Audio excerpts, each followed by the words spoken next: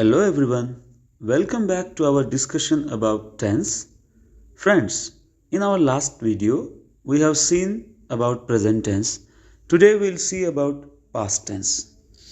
So friends, जैसे कि हमने लास्ट वीडियो में प्रेजेंट टेंस के बारे में सीखा है, आज हम पास्ट टेंस के बारे में सीखने की कोशिश करेंगे. First of all, we'll try to understand what is past tense. Past tense refers to the actions or events that have already happened.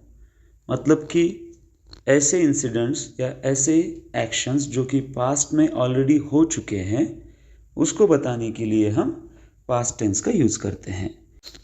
Friends, जैसे कि प्रेजेंट टेंस के 4 इंपॉर्टेंट टाइप्स होते हैं, सिमिलरली पास्ट टेंस के भी 4 important types हैं. See the first one, simple past tense. The structure of simple past tense is subject plus past verb. मतलब कि सब्जेक्ट के साथ हमें वर्ब का सेकंड फॉर्म लेना होगा. Simple past tense is used to tell about the completed actions at a specific time in the past और a sequence of past actions. मतलब कि सिंपल पास्ट टेंस का जो यूज़ है वो पास्ट में एक स्पेसिफिक टाइम पे हो चुकी जो एक्शन है उसके बारे में बताने के लिए होता है, या फिर ऐसे एक्शंस जो एक के बाद एक स्पेसिफिक सीक्वेंस में कंप्लीट हो चुके हो.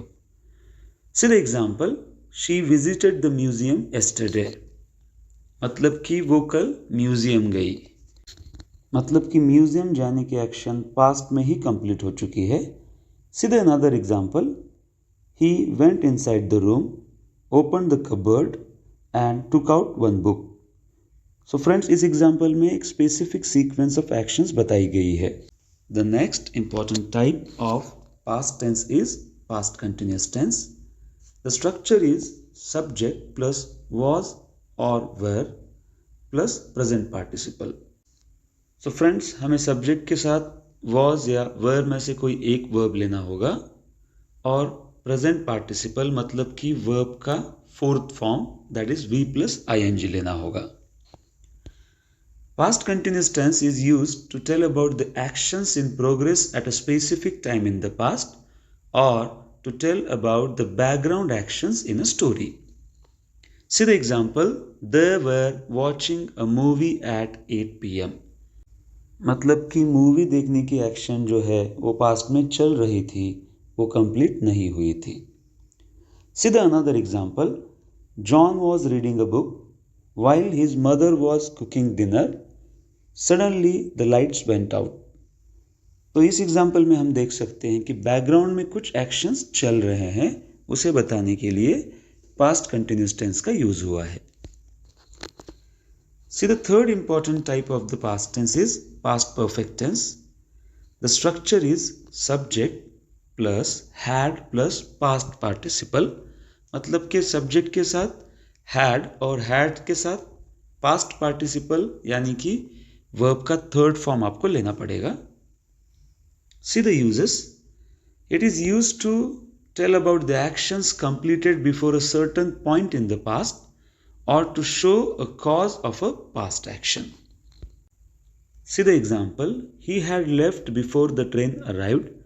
मतलब कि ट्रेन आने से पहले उसके जाने की एक्शन कंप्लीट हो चुकी थी. See the another example, She was so tired because she worked all day. इस एग्जाम्पल में आप देख सकते हो कि उसके टायर्ड होने का रीज़न पास्ट परफेक्ट टेंस में बताया गया है. See the last important type of the past tense that is past perfect continuous tense. The structure is subject plus had been plus present participle. मतलब कि सब्जेक्ट के साथ हमें हैड प्लस बीन लेना होगा और उसके साथ वर्ब का फोर्थ फॉर्म यानी कि वी प्लस ing लेना होगा. Past perfect continuous tense is used to tell about the actions occurring over time up to a point in the past और to tell about the explanations for results. मतलब कि past perfect continuous tense का use past में एक specific time period तक जो action चल रही थी उसको बताने के लिए या फिर कोई ऐसी घटना हो चुकी हो उसका एक्सप्लेनेशन देने के लिए किया जाता है. See the example, she had been studying for 2 hours before the exam started.